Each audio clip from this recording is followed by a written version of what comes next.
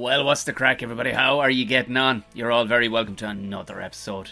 Episode 196 of Buckshot, baby. It is Friday the 13th of August 2021. This is the 13th, yeah. Jesus. Sure, look at what harm. If you were a Patreon, of course, you would have gotten all this yesterday along with the interview video. That's the sweet spot of being a Patreon. So, you know, if you want to join up, there's benefits like that. You get the videos and you get early release, ad-free content and live shows and stuff. And there will be more RamblePod and what. Of course, yeah, there's a RamblePod during the week, but there will be more live stuff purely for the Patreons coming up after I do the live show. The live show, which is, of course, episode 200 on the 22nd of August. Next weekend. Next weekend, we're going doing it. Joined by the incredible, who've never met before, I think, honestly. I don't think they've... What an absolute Transformers fucking meets, you know, Dinobots, things that stick together. Just what a smorgasbord. Myself, Gordo Rochford of Those Conspiracy Guys, and Colin Geddes of the General Banter Podcast, and a load of other things. Two very, very good friends of mine, who I'm very, very excited to have on stage. I said this on the whatchamacallit, I said it on the RamblePod. There's nothing... I'm getting messages from lads who want to come to the show, but you can't just buy one ticket. They want to sell it in tables of four, which of course doesn't make any fucking sense when, of course, it's an open-sided tent. I don't know if you've seen these amazing pictures of these two giant armadillos of tents that are going on in Nemo's Pier in Galway. The likes of myself, Tommy Tiernan. There's a bunch of other acts going to be there, music and everything else, but our show is at 7 o'clock. Hopefully open it up a bit earlier so we can start the show, because in fairness, all three of us are fairly long-winded bastards, so you put the three of us on stage and we're going to need longer than an hour and a half, I feel. So if you are coming, please do get there early so we can just kick the show off. Kick it off at 6:30. Fuck it. I don't know if there's anybody. I don't think there's anybody on before us, so they're either opening at 6 or 6:30. I'm going to push for opening for 6. We can get our drinky winkies in. And the fucking crack would be, I'll let you know too from the stage where the after party is. I can't believe I just said that like a yeah, we're definitely going fucking partying. We're going partying. Like I was saying, people have been messaging saying they want to buy just one. The Patreons have been collabing. Listen to me, for fuck's sake, like I'm 15. But they have been collaborating over on Patreon. People who just want one or two tickets are collaborating with people on tables. I get that there's this whole, you know, protocol when it comes to COVID and stuff, tables of 4 and 6, which doesn't make any fucking sense because there is no restrictions on whether you're even vaccinated or not. So if that doesn't matter, then what fucking matter? Anyway, what I'm saying is I can't technically put a forum up for people to fill tables, but I would try and do it. You know what I mean? So yourself, feel free to join the Patreon revolution. Go through the link in my bio of any of these things. You'll look down in the show notes, you'll see it there, as well as the actual tickets. I want you to come together, but I can't be physically seen to tell you to do it. That's all I'm saying. Because for some fucking reason we have this, it's a weird conundrum of 2 and 2 makes banana. You know, so that's where we're at. Anyway, it's selling. It should sell out by the looks of things, at the rate it's going. So do come along. August 22nd. It's 7 o'clock it's saying, but I'd like to kick off a bit earlier because, you know, I even writing up the fucking extra program for it yesterday, I was like, fuck me. One element here and we could talk for the hour and a half, let alone the 4 or 5 elements that I want to talk about. But there'll be crack, August galore, and a good night out. It's the night we all deserve after this long shit. Everybody loves Galway. Come to Galway. August 22nd. Get us fucking Rochford and O'Mahony all on fucking celebrating my 200th episode with the gang that have been with me since the very beginning. So, you know. Tom and Jerry show comes out this brand new episode. I'm editing the very first one here, just putting the finishing touches to it. It'll be out Monday morning. For episode 1 of season 6, we are coming back with a bang. We, of course, are keeping up with the bonus episodes. There was one out today as I'm recording this, is the Thursday. And yeah, so go subscribe to the Tom and Jerry show, Jerry with a G. The J one will find you a mouse. So it's not them. No, it's Jerry with a G. Go find that show. And yeah, we're changing tack and it's going to be good crack. Other than that, I don't know what else to tell you. Hit me up, whatever you want to ask me on. I've been getting a ton of mail of late, which is great. And I've managed to make time, and I do because this is what I want to do full time. So, I'm replying to people. Hit me up. I will get back to you whether I'm a week or two late. The doors after swinging open on the new studio here, and I'm very excited. My shelves have arrived, so I've got to get this wrapped up, get it out to you, and get the studio in order. Live show August 22nd. Moving on to today's guest. I have known this man probably the longest I've known anybody in comedy, I would imagine. He is a stalwart of the Cork comedy scene. He's he's done it all, and he has something huge coming. He took it upon himself to film properly and produce his own live show, his own special 2 years ago.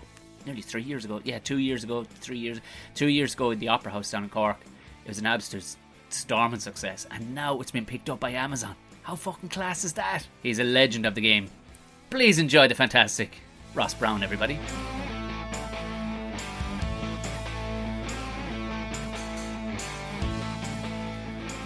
It's Ross Browne. Fuck it, ew. Oh, Jeez, there's a shark in the water. That's all I can do. Everything, it's just a shark in the water. Everything else, I lose it. Yeah. This Aussie look that I have got going is very Aussie. Nothing to do with sharks or anything. This is pure shears sheep, catches cattle.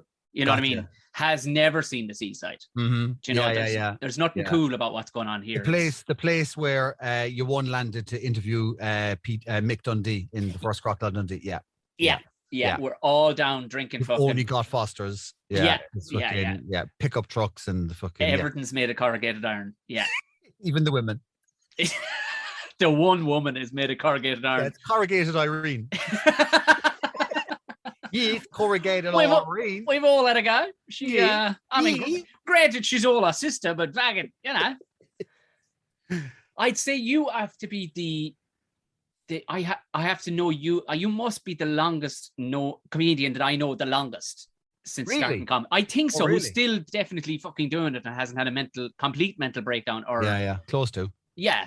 I mean, why else we're always do we do borderline mental breakdown, like because the amount of mad bastards.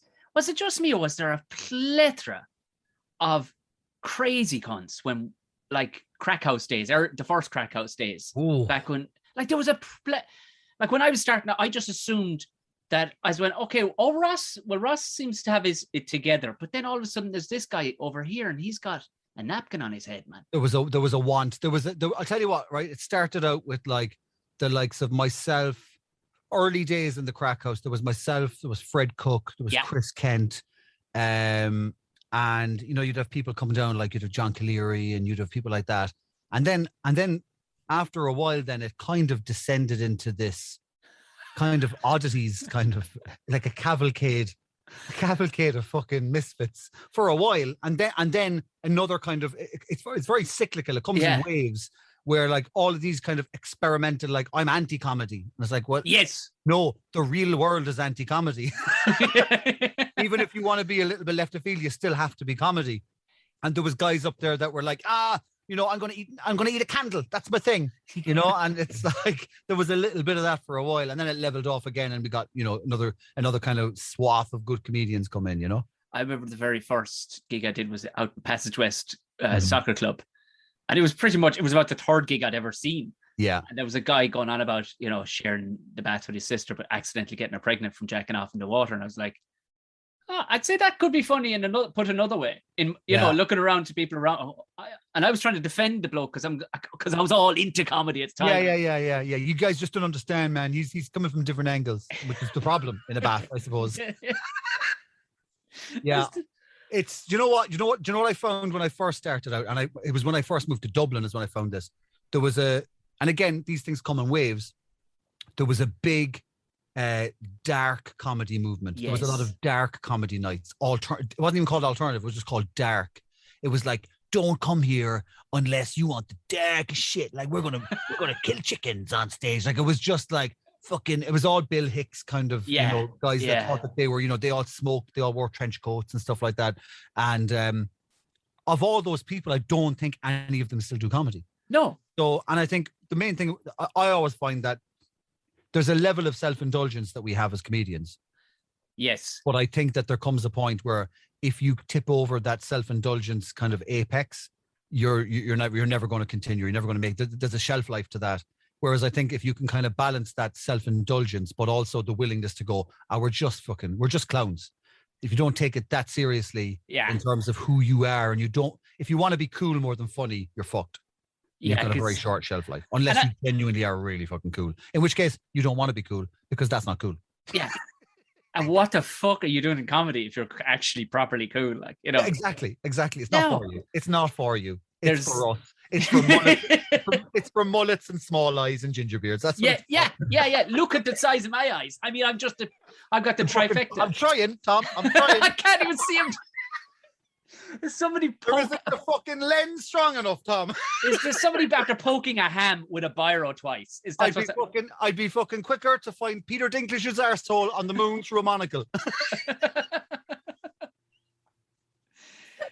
There was a serious, like, the likes of when I started, and you were obviously flying it because I'd say you were doing a good couple of years ahead of me, before me, but the likes of the feeder that, say, the Crack House was, it seemed like a proper setup. It was a feeder into city limits, because Cork at the time, because I was living in Cork, and Cork all through the 2000s, I tried to explain this to people. You've seen nothing like this place. It was this hedonistic, every place was jammers, every four nights a week, every bar, restaurant, every fucking thing. Even they have gourmet chippers in Cork. There's no gourmet chippers anywhere in the fucking world. Like, it's a chipper for a reason. We pronounced gourmet. Gourmet. I'm gonna go for some gourmet chips. People were like, "What's a gourmet? Do you have any of those gourmet potatoes?" Inside in Centra of a Thursday. That was it. Money. Yeah. Just throw money at everybody and let's see what fucking happens. But in fairness, Cork, like, it was fucking, I fucking loved it. It was like thriving. Like, yeah. Do you know what made the whole thing collapse? Because we had the European Capital of Culture in 2005 as well. Do you know what made the whole thing collapse? Black pudding. We fucking lost the run of ourselves with black pudding. We wanted to put black pudding in everything. And to be honest with you, it was in burgers, it was on pizzas, it was in paninis, it was in coffees. I think that we actually just accidentally put black pudding in all the banks, and that's where we lost all the fucking money. Someone woke up and went, "It's just fucking black pudding, lads. What's going on?" Imagine like a Mr. Smithers, a Cork version, opening the pink newspaper, like, let's see how my pudding are doing. What the bloody hell? It's a great pudding crash of 2005. You're not fucking wrong. I remember going to a Portuguese restaurant / bar, and it was what's a bodega was the name? No, maybe I'm wrong, but they had tapas. That's all they fucking had was tapas. Yeah. And myself and Barry Murphy went in there, and the two of us are looking at each other, and there was pudding on everything, black pudding, and you're like, lads, there's pudding. We want a little bit of Portugal here. Like, I doubt that they have Clonakilty's finest. Yeah, that's the thing. Yeah, that's the thing, and it's more like it's the texture of a microwave hamburger. Like, there's no, you want a granular. If you were getting black pudding, you want a granular black pudding. You want it to have little seeds in it that you don't quite know what they are. No idea. Kind of like corn or whatever. Like, you don't want kind of like smooth, because then it reminds you of what it is, which is blood. You know what I mean? That's what you don't want. You want to go, no, this is a chewy black pudding. It's something different. Like, you know. Oh, great. This t-shirt's made of black pudding. That's how bad we are. We've so much of it left over from the mid 2000s. Oh, the jeans are made of black pudding. I wore my Cork t-shirt here, my black Cork t-shirt. Yeah. Oh yeah. Now that you, so it does. Yeah. Immediately you're thinking, I'm eating a little cracker full of scabs. That's essentially it. Yeah. Yeah. So you have to kind of dress up. You have to put white stuff in there, little bits of corn and stuff for people to actually go, oh, it's like when people eat an egg, they don't want to think what an egg is. They just go, it's an egg. That's why they cook it in 50 fucking 5,000 ways, is because we try and dress it up to be not what it is. Fair play though. Because Cork had the perfect opportunity to try and make tripe and Drasheen like fucking wanky, and they probably did. Probably bars and restaurants probably gave a go at. We didn't. No. We didn't. Well, the fair play then. Fair play, and there was some reasons to that, like the lack of flavor. Oh yeah. Or the lack of kind of like, you know, a trace of origin, as in like, what is it? The mystery meat. Like, is it the lining of a cow's stomach? Is it some lad's hair from a pub? Like, you don't know what it is. You know what I mean? My dad loved tripe and Drasheen, right? And we used to go to the English market. You know the English market? Yeah. We used to go to the English market. My dad used to go there on, I think a Tuesday was the day that the fresh tripe and Drasheen would come in. And there's like, it's not even a counter. It's just a metal. It almost looks like a urinal turned on its side. You know, the ones that are just a wall of stainless steel. It was one of them So whatever was draining off of this fucking abomination of an excuse for food would drip down into like a drip tray at the end. And there was an old one standing over it. And she was the one that was dishing it out. My dad said, can I get some tripe and dressing? All right. And she leant over, right? And she was picking it out. And I swear to God, man, the longest fucking drool I've ever seen in my life just fell in slow motion and touched all the tripe and dressing. And then the end fell off and it went all over the rest of it. And she picked up the bit and threw it into the bag and handed it to my dad. And we walked out and I went, you can fucking bin that right now. And he went, what do you mean? I goes, she just, all of her spit fell out in one go and landed on that. And he went, sure, I'm fucking boiling it anyway. I was like, that's a 50s Irish. That's a man who's grown up in the 50s. Like if that fell on the ground, Ross, after she spat in it and she accidentally kicked it up the fucking English market, you're out at it. He's boiling it. Yeah, he's boiling it. Plus, it's tripe and dressing. It can't get much fucking worse than that. It can't. Being spat on is probably the least bad thing that's happened to tripe and dressing. In fact, you could almost call that a condiment to tripe and dressing. What does this come with? The spit of an old one. Le spit. The old one. So, what age did you? When did you start comedy then? Because there was we'll get into all the other mad things. I remember asking you this one night we were talking, and all the other mad things you've done. But we'll start with comedy when. Yeah, I did my first gig in Galway in Bar Cuba when I was 18. Right. I was still in secondary school, and I went up to Bar Cuba with my dad and my granddad. They both drove up, and they sat in the back row, and it was myself. It was Jerry Mallon hosting. It was Joe Rooney, and it was Paddy Courtney. Right. And there was another guy doing an open mic as well that night. I wore a 3-piece suit and a fedora. Yes, you did. A fedora. I did. And all I really had was a bit of beatboxing and a couple of jokes that I probably wouldn't even attempt to call jokes anymore. But I kind of got by just on energy and performance and just winging it a little bit, and a couple of ad-libby lines that people went, oh, he's not completely off, he's not learned off, he's actually kind of, he's riffing a little bit. And I kind of coasted on that. I remember Joe Rooney came to me, he's like, what age are you? I was like 18. He was like, you bastard. Yeah. But then I didn't do it for 2 years after that. I did one gig and then I moved to Spain with my parents, and it took me 2 years to do my next gig. And what I did was I flew back from Spain to do 7 minutes in the International. Yes, you did. Did you bring the fedora? I didn't. T-shirt and jeans at this stage. I'd figured out that I wasn't Bernie Mac. I love that. That's exactly what was in my head. Like fucking Bernie. I think I must have seen Kings of Comedy. I ain't scared of you motherfuckers. In a Cork accent. So I went back and I did 7 minutes in the International for just for the experience. I remember ringing Des Bishop. So my parents had a flower shop in Douglas in Cork. Des Bishop came out of the chemist right where my parents' flower shop was in the Mall, and they spotted him and they said, our son did a gig up in Galway and he's looking to do gigs. And fair play to Des, he wrote down his number. He said, this is my personal phone number, don't give it to anybody else. He said, give it to your son and tell him to give me a ring. We moved to Spain a week later, and then I rang Des for a year. He was like, bro, where are you ringing me from? I was like, Spain. He's like, you're going to come all the way from Spain to do 7 minutes? I was like, yeah. And he was like, call me in a month, bro. And he was like, I don't think you want to. I was like, I really fucking want to. It took a year, and eventually I flew over. And then I didn't gig again for another year and a half. So it was 20, maybe 21 before I actually kind of started gigging, which was Krakow's. What was that move like, going from, because all the rest of the boys are all either going off getting a trade or fucking going to college or whatever, and you're like, good luck, lads, and we'll wait to fucking Spain. I failed at even cert on purpose. I got 90 points. I got an A1 in English, and that was all I got. Didn't show up for maths paper 2. Did foundation in the first place because I said I'll do foundation, but I'm not like zoned in. So they just said put him in the back of A class, and I failed everything. Like, I wrote my name, phone number, address on every single exam paper. I did everything you're not meant to do. I put a 10er in my English exam. I got an A in that, but I wrote a whole piece as to why. I put a tenner in it and stuff. And I was like, this is not a bribe. This is just a form of lubrication. If you get a coffee and a scone and you're in a much better mood when you when you look at my paper, I was like, maybe that's the turning point for me. I was like, but in no way do I want you to grade it better because of the tenner, but go treat yourself. Yeah. Oh, fucking hell tonight. I love that. I just had to crack up my Leaving Cert because I promised my parents I would do it, but I'd sit it, but I never told them that I would try.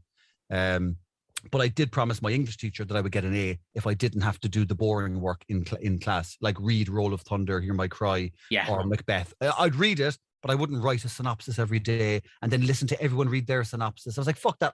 I'll hear them the next day. I'll write 10 poems a day for you. I just don't want to do the monotonous stuff. And he said, promise me you'll get an A. I said, yeah. And that was my only goal then for the whole year, was like, I'm going to come true on my promise to him.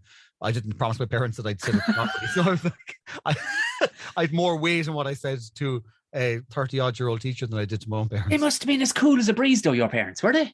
Do you know what? They came into the school and our year head, Miss Campbell, turned around to them and said, don't worry about him. And they were like, yeah, but I mean, he's not. And they were like, he doesn't need it, which was like a rare. That's a rare teacher to find. Yeah, holy shit. He said, Ross doesn't need it. Whatever he decides to do, he doesn't need his Leaving Cert. And she said, you just let him do his thing. She said, he's cool, he's grand. I was like, that was like my ticket to go on. See, Miss Campbell said I don't have to do it. Imagine all the other boys in the class overhearing that shit going, the fuck is this? Yeah, my Leaving Cert was a joke. Like, my whole life is a joke, but my Leaving Cert was a joke. The priest in our school had a pool going with the students on how many points I'd get. And one fucker guessed 90 points and he got something like 180 quid, one of the students.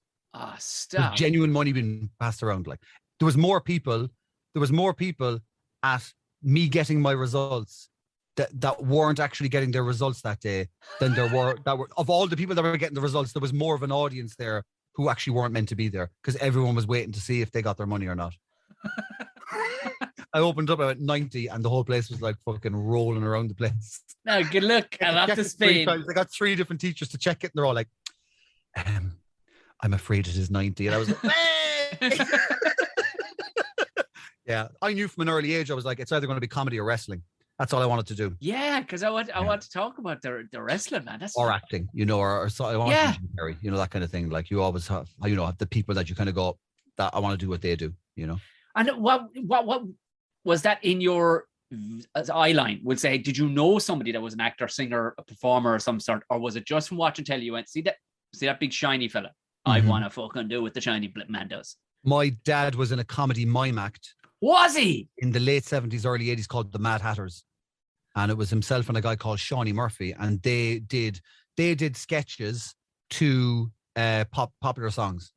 And they would dress up and do different characters, but they would be singing, they would be miming along with the lyrics, and the lyrics would be the narrative for each sketch. It was actually quite ahead of its time. Yeah. So for example, when the Bishop Eamon Casey story broke, they had Bishop Eamon Casey, a woman coming out. Bishop Eamon Casey was there with the big, Hannah said Big Eamon.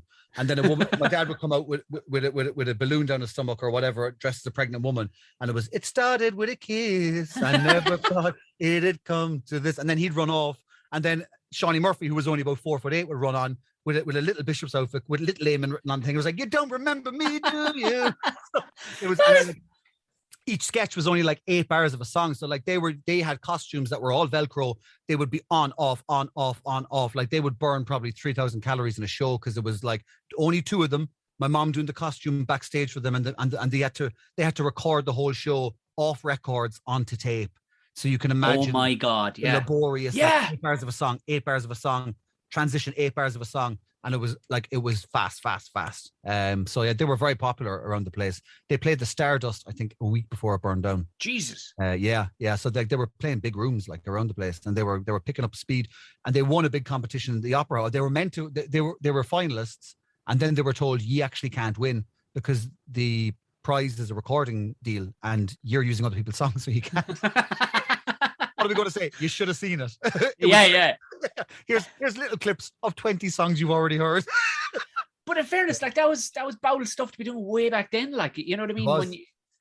like that's Monty Python level of fucking It boldness was, in and Ireland, I especially. always hark back to like kind of going like it was kind of Dumbelievable-esque as well before Dumbelievables. You know, it was kind of taking the anarchic comedy and kind of dragging variety and also dragging the show bandy kind of stuff, dragging it kicking and screaming into more kind of a more what would you say, modern comedy kind of format, you know. I tell you, yeah. So I can So there was see that, and then obviously my dad's appreciation of comedy would have transferred over. Yeah. So you know, even just watching people like Michael Barrymore, even watching people, you know, like watching the two Ronnies, watching what's his name? He's only a puppet. What's his name? Oh, Brian yeah, Connolly. yeah. Brian Connolly, all those kind of guys, all like Bradley Walsh, young Bradley Walsh was doing comedy. You watch all these variety shows, these Saturday night TV shows, and like Barrymore, I just thought was the king. I was like, Barrymore was and is, but like, you know, when he was on TV, Michael Barrymore was one, super entertaining, multi-talented, could sing, could tap dance, could interview anybody. Not like, a great lifeguard, but just yeah. But he was just, I don't know, I just thought there was something magic about those kind of, Freddie Starr. There was something magic about that era of performers from the 80s and 90s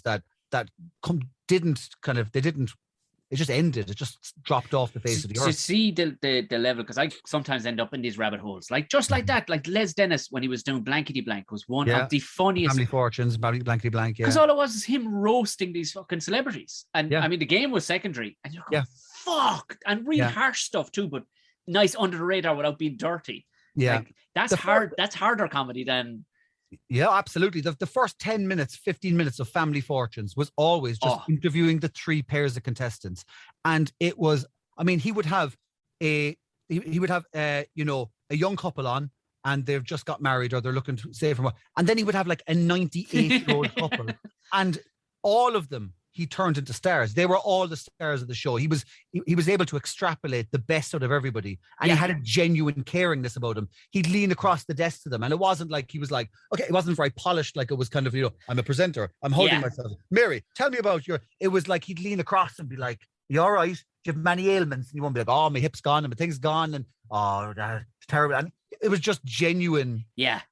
And that's what always has struck a chord with me is if it's not real, I don't want to do it. And if it's not real, it's not me. Yeah. So even on my radio show, it's like someone will say, will I tell you what the thing is? And I'll say, no, I want to react.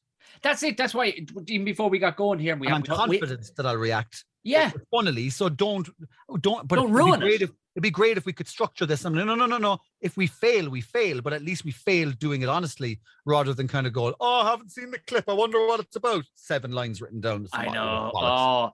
You know, that is something that grates me an awful lot. So like I've done a couple of podcasts and literally they will script it out right. Mm-hmm. And I'm going, what are we doing? Like, what there's no crack in that. No, but if they want to script it out right, sorry, I just had no scratch my minge there. If they want to script it out right, be forthright with that. And say, we planned on talking about all these things. Let's try and get to them all. Yeah. That's fine. I'm like, cool.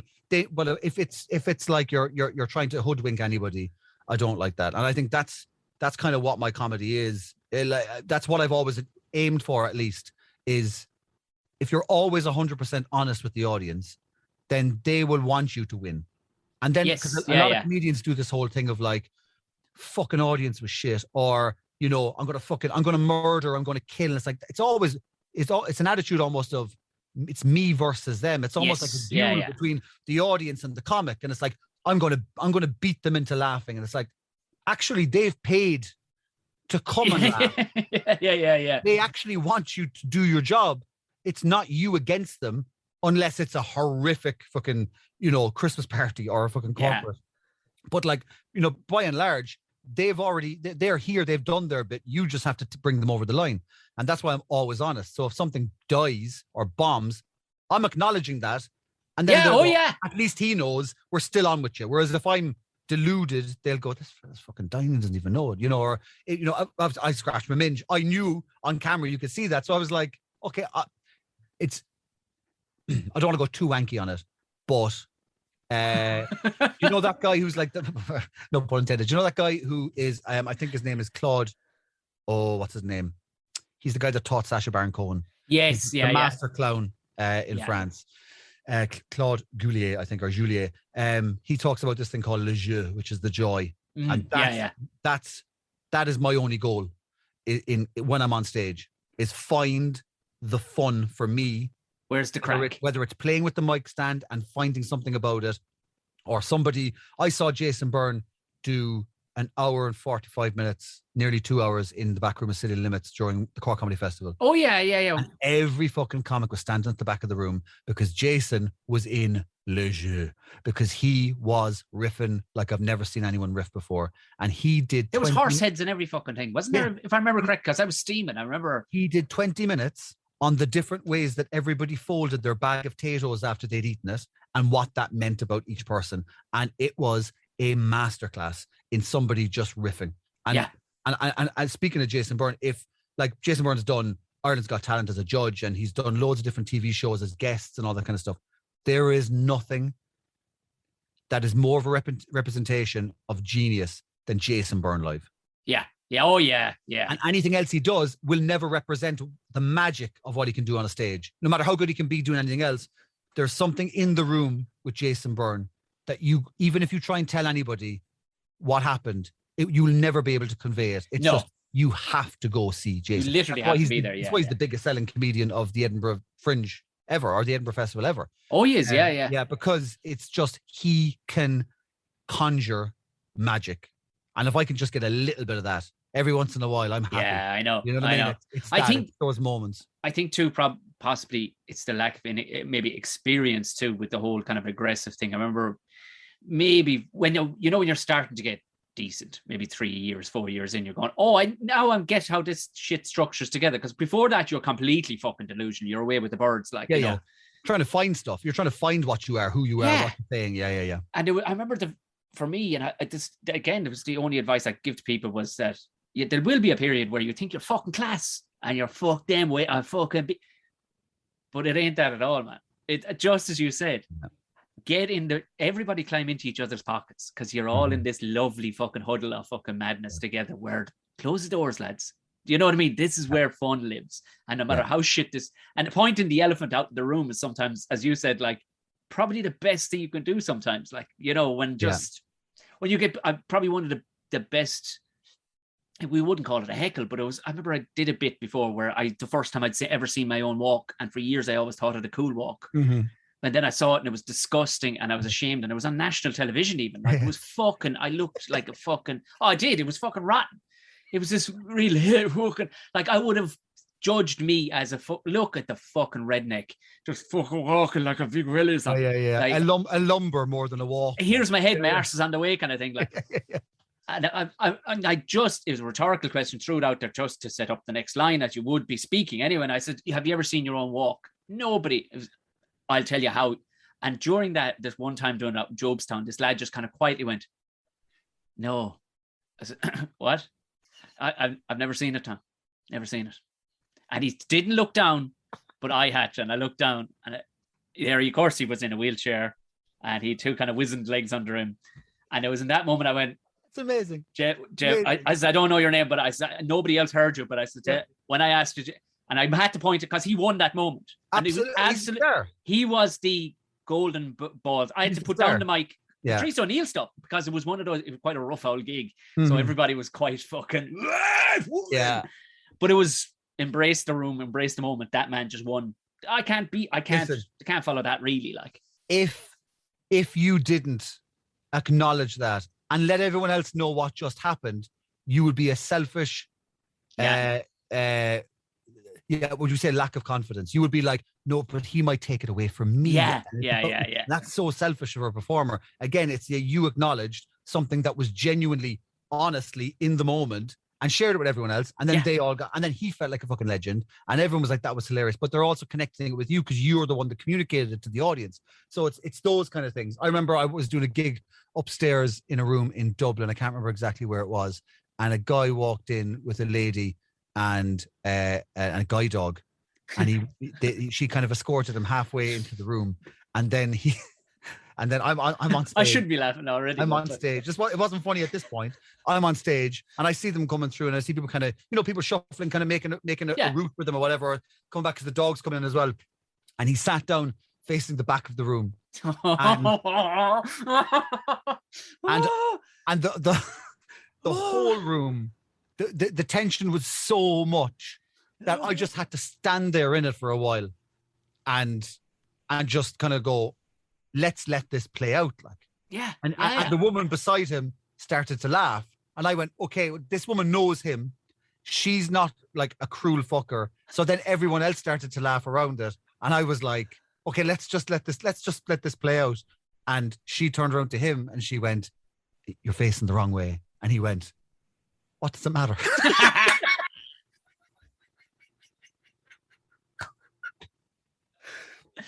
Oh, yes. And I was like, yes. I can't do anything more. Like, of all the clever things I've thought of the little lines I've written, the swerves that I'll do, take you one way, go. I will. He wins. Yeah. I was like, we'll all go home. Like we can all. Sorry, we might be taking your show away because you've just arrived, but you've won. Like we'll all go home. Like there's no point. There is no point. So I just had to just keep hammering home what just happened. Yeah. And yeah. It was as funny as anything's going to get. So I was like, let's deconstruct this from 7 different angles. This is now the rest of my set. And he thought I'm the funniest fucker in the world. And I was like, fucking rightly so, you are. I mean, even the dog was fucking laughing, I think. Yeah, Jesus. And I mean, not to count. I hate, this is a good conversation, but just because I want to tell you, because I know you love this moment. It was a gig that was in my head was never going to work. It was starting at 11 o'clock one night in Strabane. Right. I was like, what the fuck? Like barbed wire all around. A former nightclub, didn't bode well. Unbelievably well behaved. Couldn't been wrong. Everybody filed in. Lovely. I was in the dance floor and there was mirrors. I was in the corner of the dance floor as the stage and there was mirrors in the angles behind me. So even that was funny and weird. Yeah. And everybody was a bit tense. They didn't really know what the crack. There'd been a comedian or two on and it was a little up.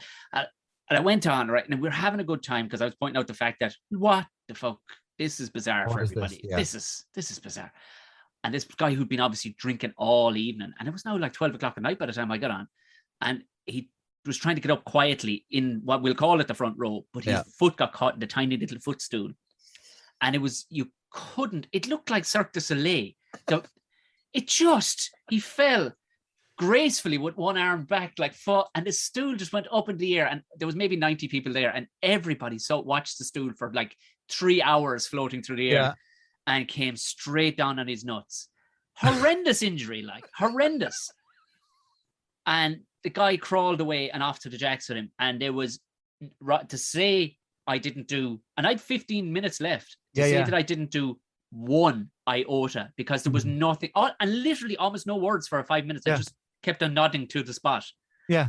And we'd all agreed, I think we're done here, aren't we? I think we're done here. And those moments aren't a defeat to you. No. You've experienced one of the most joyous things with them. And let's all just not try and fucking move on from here. Like I think we all need a break. Do you know what I mean? Like that's what you kind of go, I think I'm going to call a break. Like you wouldn't even want to bring another poor fucker up to try and we all need a debrief. Like we've just had comedic sex. Let's all have a cigarette and go into a refractory period and come back in a little bit. Like, you know what I mean? It's like the post glow. Like just that was class, wasn't it? That was class, wasn't it? Will we just? What's your? Do you know, like I'm not a big thing for defining comedy. I know early days when people say like, describe your comedy to me. You know, I hate that fucking question because it's like, if I can describe it, then it's not fucking very original or it's not very nuanced. Because if I can say sharp, quick-witted, and energetic, it's like, I hate it, and I'll never do it again.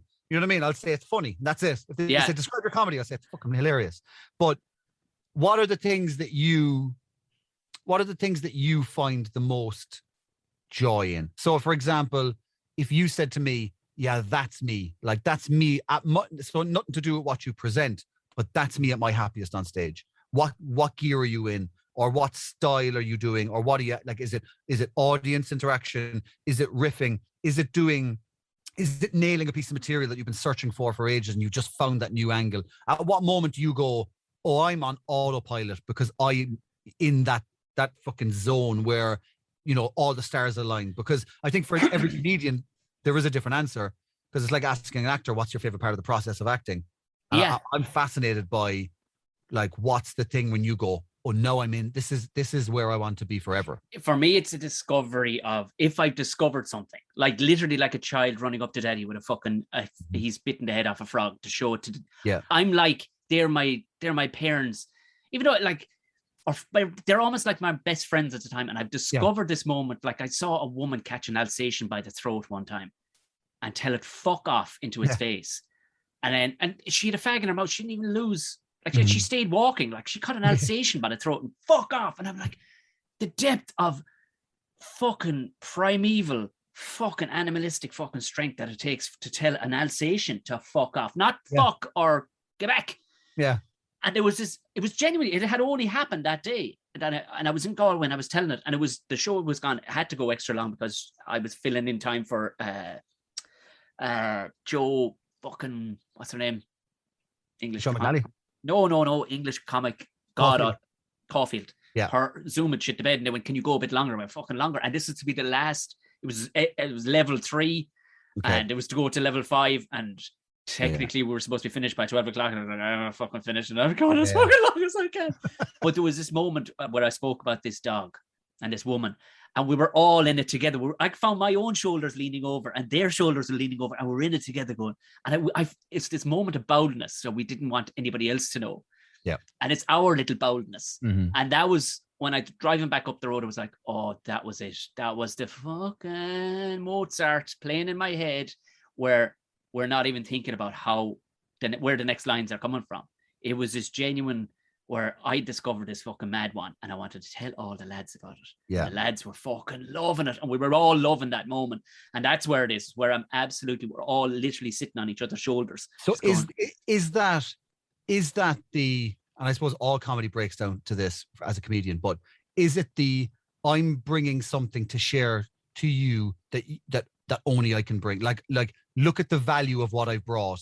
I don't think I put that much thought into it. I don't think in a subconscious level though. Do you know what I mean? Surely I must. Doing it as fun and like, oh, isn't this fun? But isn't it you going, look how valued this thing I brought you is? I suppose it must be. I don't really want to. I never put that much thought into it to go, I think you're all going to think I'm class for doing this. I don't. More so, I think, like it's almost like I want to get the party started. And if it happens to be me, it's me, is it? Oh, I'll do it because I've done this before, lads. But don't think I'm a big shot here. And that's fucking, I don't know how many generations of Irishness maybe that is. I don't know, because I don't want that ever to come across. But the idea is that, like, the notion that when somebody goes, oh, I'm a big don't you say the F word. Don't you fucking say that word. It's so ingrained in us though, because when someone says like, oh, fair play to you, I heard your thing or whatever, I heard your news, and I'll just go into the cliche, like, I can't process it. It's like 800 years of Irishness. It's the famine. It's landlords. It's everything. It's didn't he get an awful land for himself? Oh, your man's got fucking notions. It's fucking communion bread. It's fucking Barry's tea. It's everything. It's fucking Ron Naveen. Everything just goes. And Barry fucking. I support them keeping the wolf away from the door. Like I can't. I'll fucking sure. Look, they probably thought it was Des Bishop they were signing. Like I can't. I just can't. And that must be why Irish people are endearing or whatever, is because we don't go to the Euros or the Olympics or the World Cup saying, yeah, we're the best. We're going to win. We're the best team. We go over going, oh no, we're just going to stay in this as long as we can, but you're all going to fall in love with us because we're just here for having the laugh. Yeah. So it's like we lower the expectation on us all the time, but then we always exceed it, but in a different way. So it's like we always take everybody on a journey with us, even though the journey's much shorter than everybody else. Unless you're Conor McGregor, and that fella just defies all fucking logic, like, versus... Well, I think it's the journey. It's the come with me, but I don't know where I'm going. Yeah, man. That is like, and when that's a perfect explanation. Yeah, when they're all with you, you're going, this is fucking great, but I don't know. Like, come on, look, sure, what we might fucking end up. I'm driving, but look at that for me in a mental space or a verbal space or a performing space. That to me is the sweet spot. Is where I go.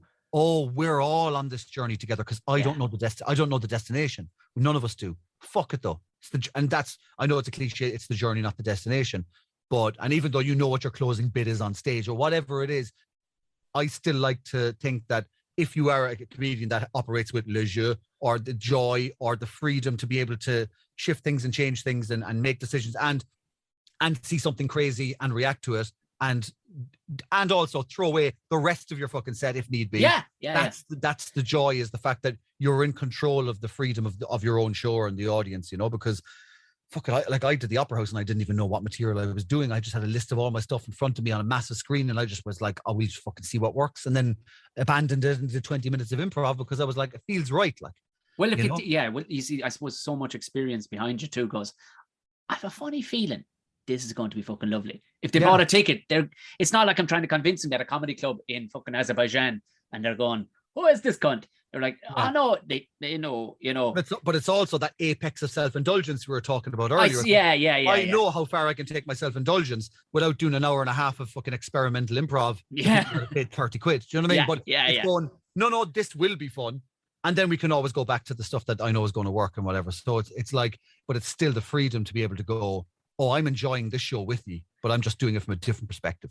I did a gig a couple of weeks ago, a private gig, something that I wouldn't. There's a sentence that no one said for a while. I did a gig a couple of weeks ago. Like, and it was for a stag party, right? And I thought, this just has what I would never. Do you know what it was? It was a great reset for my brain. Going, how fucking dare you, Tom? How fucking dare you? Because a couple of years ago, like literally before this shit, I went, fucking you can fucking shove that up your hole, and I said, like, without even considering how could it be fun. Yeah. Well, fuck me, I couldn't have been more. Now, we were in a collective together. The boys hadn't seen a soul in a year and a half.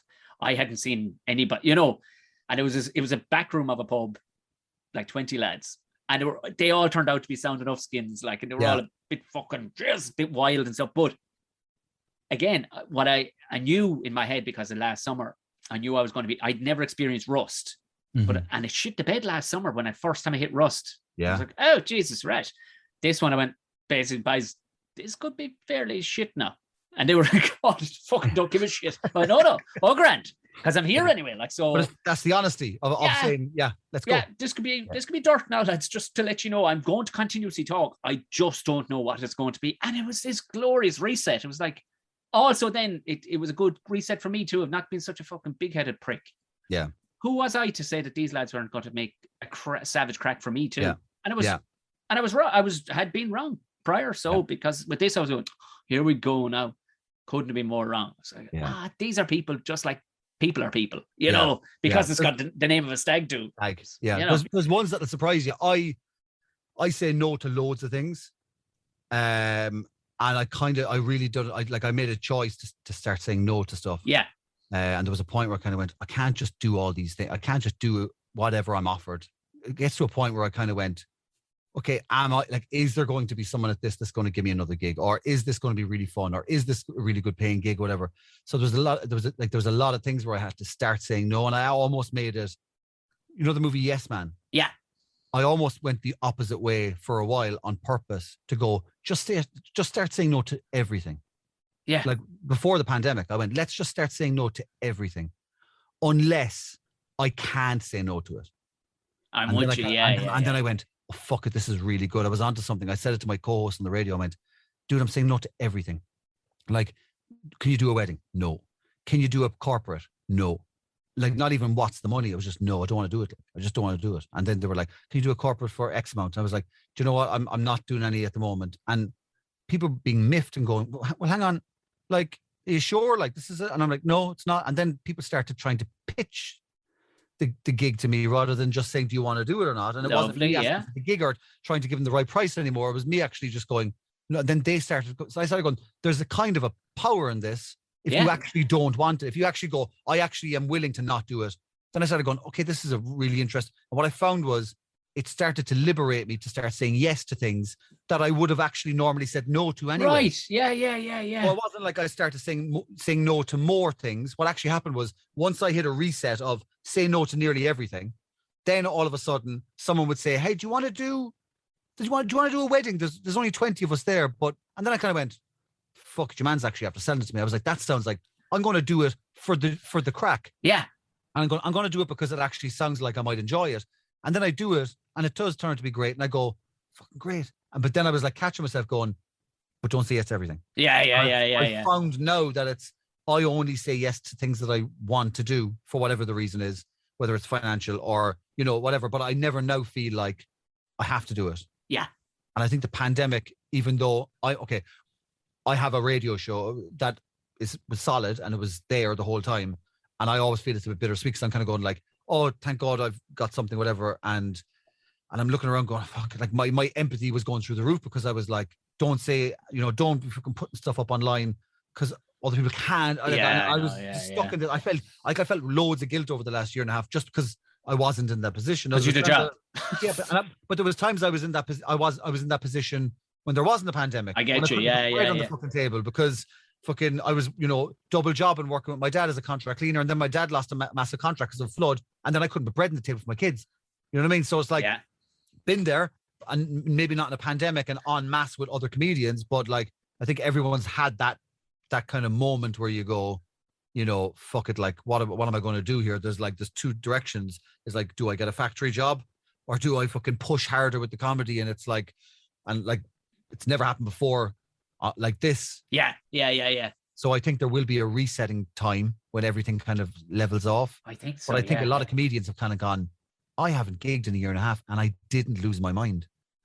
Yeah. So maybe I'll approach the way that I view this differently, and maybe they'll make better choices for their mental health, better choices for their career, or, you know what I mean? Because I started to find that no thing.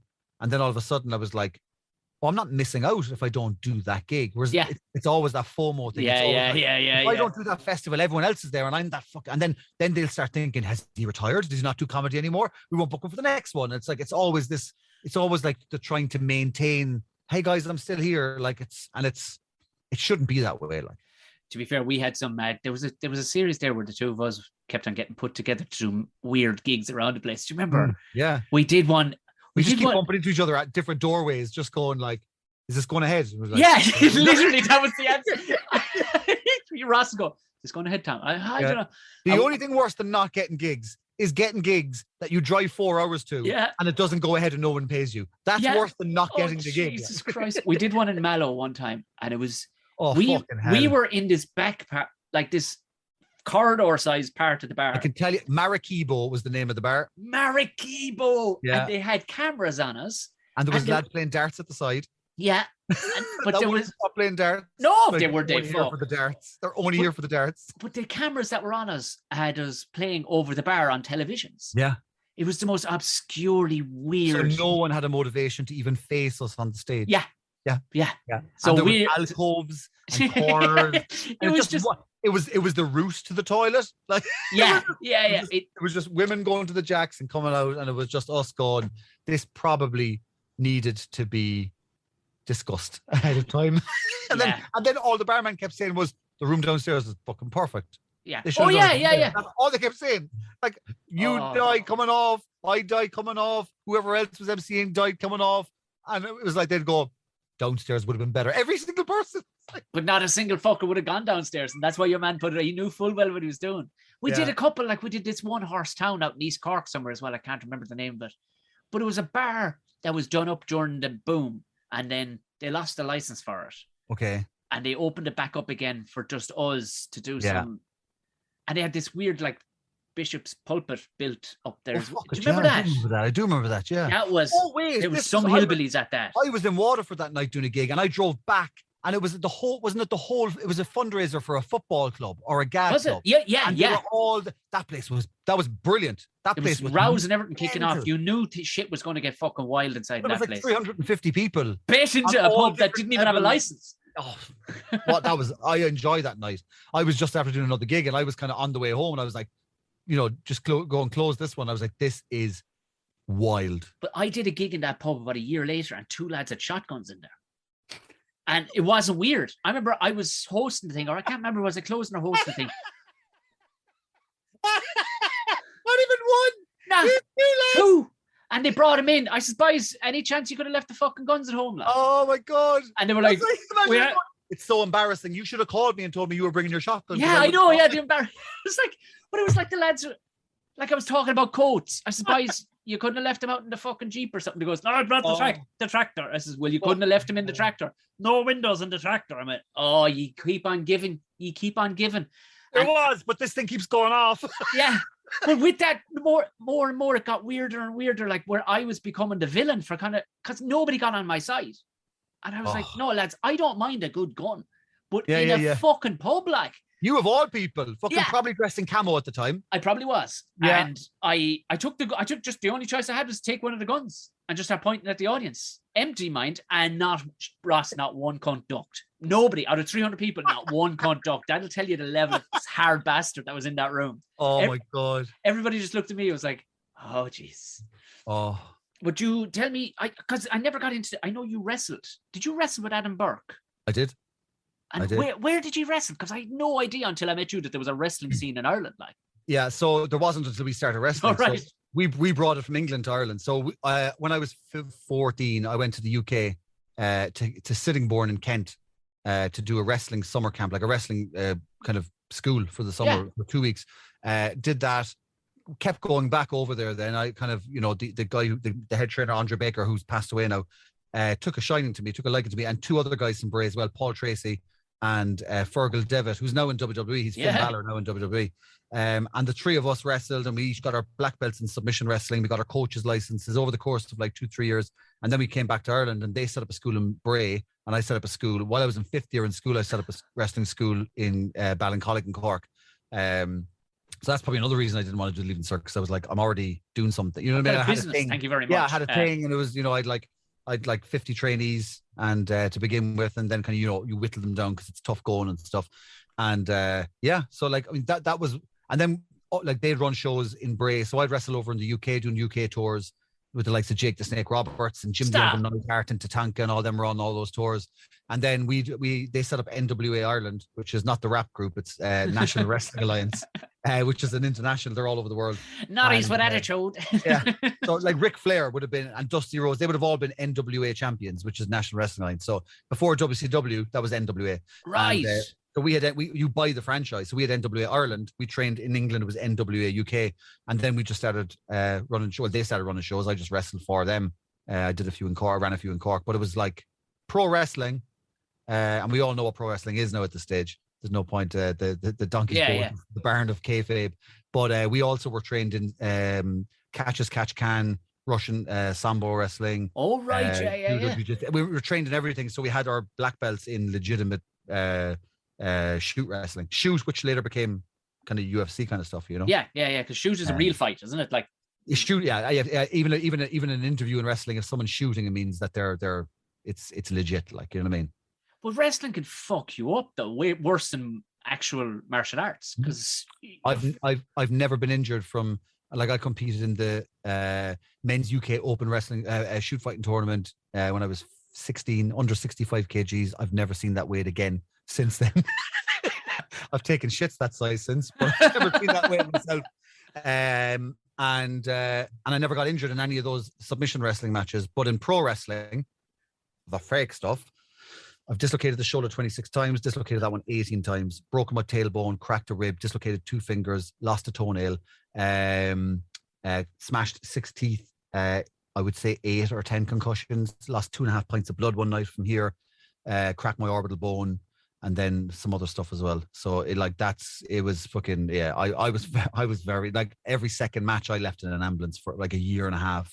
It got pretty hairy. And I was kind of going, I don't think this is for me. I take up the old comedy there. I have the body of a calcium deficient 80-year-old. But I loved it. You know what I mean? And of course. My character was the investment, Ross Browne, and I'd come out with the same gear that I wore for my first ever wrestling gig, 3-piece suit and a fedora.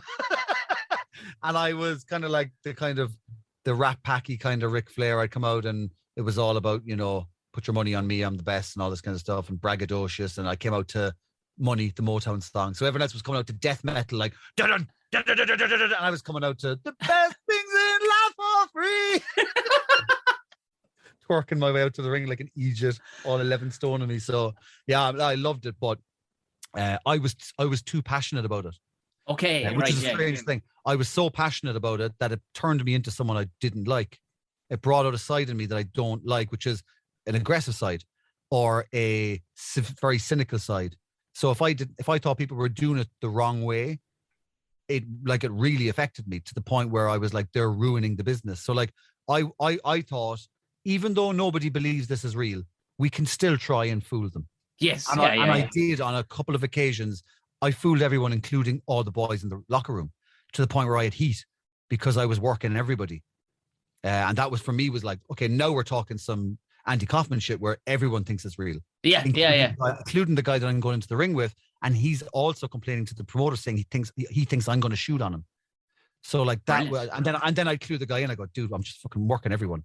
But I had to work you to get a legit reaction. And now you're cool. You know what I mean? Now I can let you in on what I was doing all along. But I took it too seriously to that degree, where I kind of went, I was doing comedy at the same time as well. And then I was doing this, and I was like, this is the bit of me I like. And this is bringing out the bit in me that I don't like. Like normally I get on with everybody. And now I'm bringing all this aggro on myself just because I'm so passionate about it that I want to fool people and to make them believe. So I kind of went, right, I think for my body's sake and just because I think that's not who I am. Yeah. Generally, I was like, I think I might just try and enjoy it again in a different way. It's like, watch it and, just enjoy it from a perspective, from a spectator's point of view, which I've learned to do again. So now I can sit back and watch it with the kind of experience of having done it and just kind of go, oh, that's really well. They did that very good. They didn't do that so well, and not get angry going, yes, yeah. Everyone knows what it is now. But you know what I mean? I was trying to clutch onto and that's where we were trained. Well, I think they've probably crafted the evolution of people finding out about it well, or at least rode that out well, because we know pantomime isn't fucking real either, but yet everybody goes to pantomime. You remember that show that was on Sky One, and it was Secrets of Magic Revealed? Yeah. And that lad came out with the weird mask, black mask on, and he showed this is what the magician does. All the magicians didn't then go, okay, well, let's just fucking take the sides off the boxes because they all know there's two women in there. They still tried to fucking and that's what I thought about wrestling. I was like, just because they know that there's magic, there's trickery or sleight of hand, or they know that there's some kind of, scam going on. Can we not try and make them go, but that was real? And that's all I wanted, was for someone to go, no, that was real. If I can make fans argue over stuff like that. Yeah. Like I decked one of my trainees. I planted him in the crowd one night, and I went to such lengths to get him in there so he arrived in a different car about 2 hours ahead of time. He queued up with the fans. He paid for a ticket. I gave him the money the day before. He paid for a ticket. He went in. He sat front row. He was cheering the same as all the fans were the whole night. Didn't look like he was smart or clued in, like he was a wrestler. And then this big brawl thing kicked off. None of the other wrestlers knew that he was a plant either. So when I punched him and he fucking fell into the guardrails and accidentally cut all down the side, they all thought I attacked a fan legitimately. And then shit hit the fan because I was forcibly ejected from the building.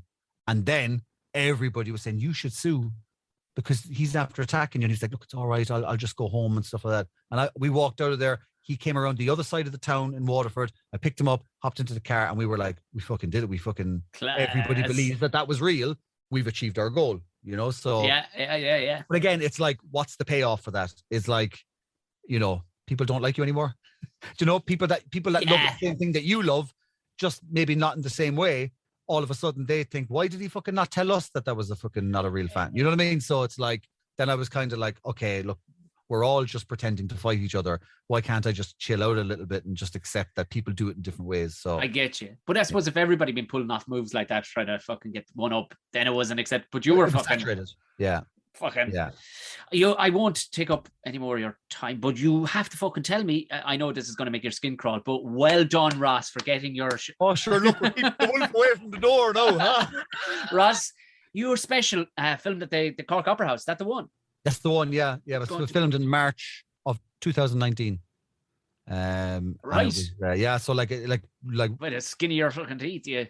No, 2019. Oh, 2019. Sorry. Yeah. The year before so I was just about to do, I had 2 nights sold out the year after, which was like March of the next year or April of the next year. And then those ones were kiboshed by the pandemic. But a year before that, we'd filmed a show And yeah, we filmed it speculatively, going, let's try and make this into a special. Yeah. We put up all the money, and myself and Uprisor and Dylan Owens and Craig Garfinkel. Craig Garfinkel I met in LA, and because Dylan brought me over there, we met a load of people. I went into Craig Garfinkel's house, and there's platinum records on his wall from Dane Cook, and I was like, oh, okay. I thought he was a music producer, and he was like, oh no, he also directed Dane Cook specials. I was like, Jesus, right. So we told him that I was funnier than what I was, and he agreed to produce the special. And so he was producing, Derek was directing, and we did it. And then we went through all the editing process, and we managed to pick up a deal over in LA with Comedy Dynamics. So, like, the scale of it is they make all the specials for everybody in America, right? On every, like, Bill Burr, Kevin Hart, Aziz Ansari, Ali Wong, Tom Segura, Arsenio Hall, Jeff Dunham, like literally you name the person, Tiffany Haddish, they make all the specials. Yeah. And for some reason, they've decided to make one with me. Well, they've taken the one that we've already done, and it's going to be distributed worldwide. So it's been released on the 17th of August worldwide, which is, I didn't know this until 4 days ago. I thought they were releasing an audio album, and then they went, no, we're doing a full worldwide release of the full special. And they were like, it's going to be on Amazon Prime Video. I was like, fuck. I think someone forgot to tell me, or I just wasn't like. And what are they distributors? Is it they're the producers and distributors? Right, so they like they film specials, they produce specials from day one, and they also acquire specials and then distribute them. So so it's Brian Volk-Weiss is the CEO of Comedy Dynamics, and he's kind of like, if you listen to any of the kind of Two Bears One Caves or Joe Rogan or anybody who's talking about recording, like Jim Gaffigan and stuff, they're all talking about Brian Volk-Weiss. Like he's the guy that's involved in all of them. So in Ireland it's going to be available to stream on Amazon Prime Video. It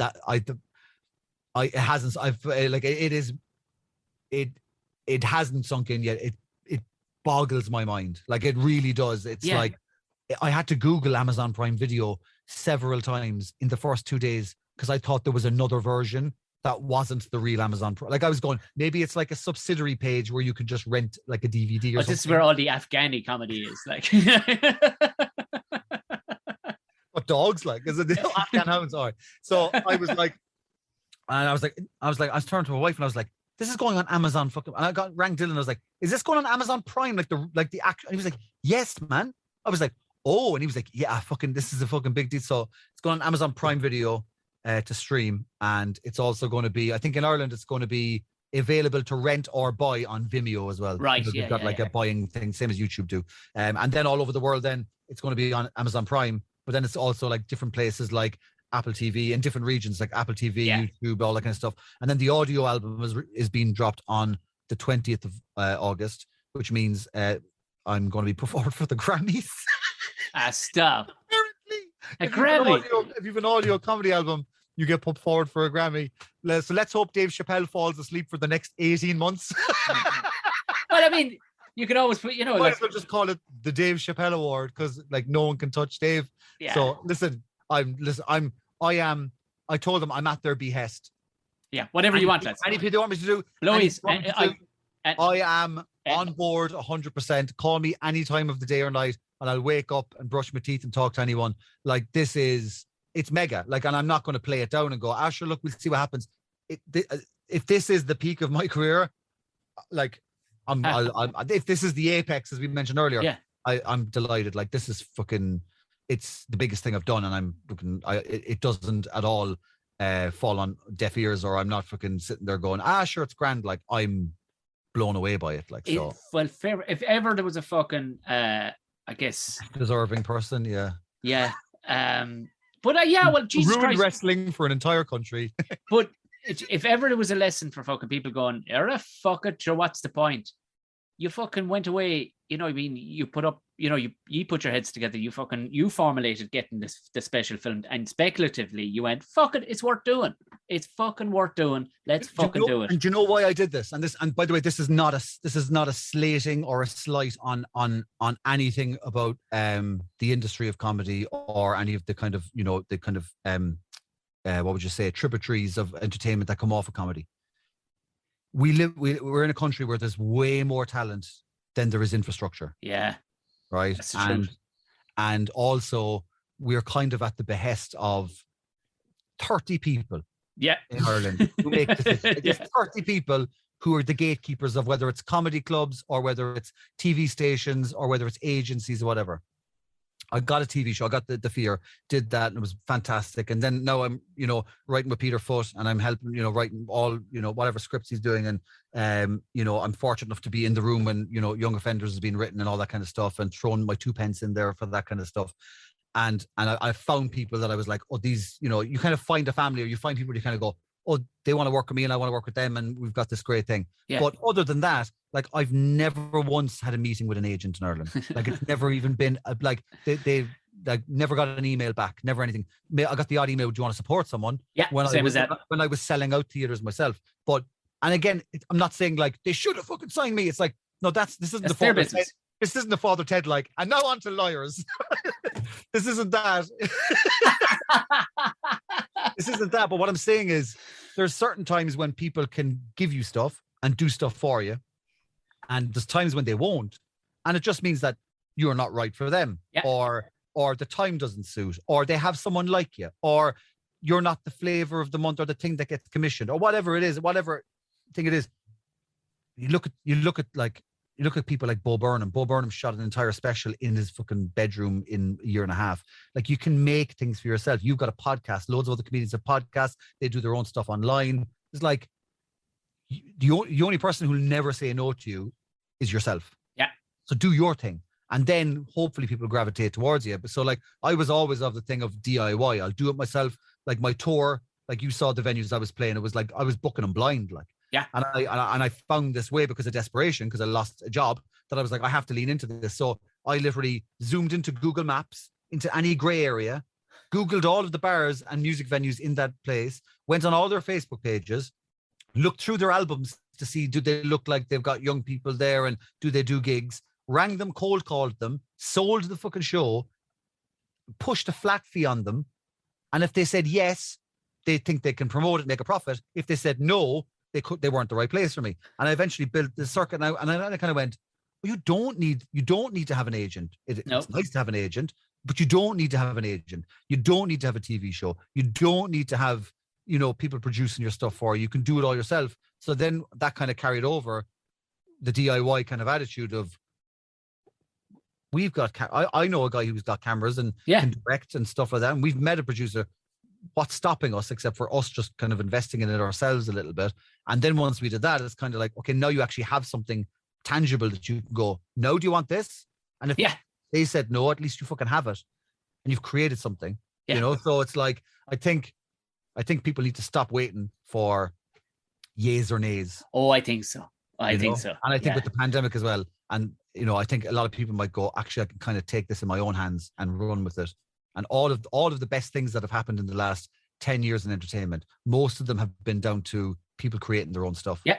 You know? Yeah. Look at Hot Ones on YouTube. Like, that's mega. And it's a guy unbelievable. I'm doing this myself. You know, so all those kind of things, I think it's like, and again, it's not me going, I've cracked it, because I haven't. Like, this is just one little thing. But I kind of go, even when it's shit, you're still kind of going, oh, but no one can say no to me. Like, yeah. I'll just either have the motivation to do something or I won't. So it's like, and that's what podcasting is all about as well, is like, people are just going, I'm making my own show. I'm branding it myself. I'm doing my own imagery. I'm posting it up myself. I'm cutting it myself. I'm editing it myself. I decide what it is. And then once you find that stuff, it's kind of, then you're kind of going, oh no, I am my own brand. I don't need to try and go to someone, hey, do you think I should have a mullet and a handlebar, you know? Yeah, because they go absolutely that's not testing really well with women in their 30s. You're going, you're fucking telling me. Yeah. I should come here and listen. We're doing the guy who's married with a kid. We're doing it. I'm doing the 200 episode is August 22nd over in Galway. I just, like, you see the lads who are tagging the tickets that they buy. You know, it's one of the fantastically. We capacity 200 now because it's an open sided tent, whatever. Yeah. But all the blokes that are like tagging me, going, "Hey, you got the tickets?" I'm like, "Yeah, he could be a friend.